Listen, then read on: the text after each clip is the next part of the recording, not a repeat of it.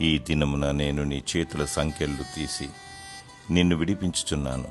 ఇర్మియా 40వ అధ్యాయము 4వ వచనము. దేవునికి స్తోత్రములు.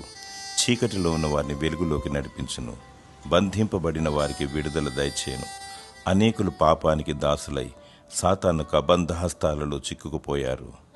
దుష్టుడు ఉరులు వడ్డి వలవేసి పాపపు ఊబిలో ముంచివేయుచున్నాడు. ఏమి చేయలేని స్థితిలో అందరూ పతనానికి దారి తీస్తున్నారు. దేవుడు నిన్ను ప్రేమించుచున్నాడు.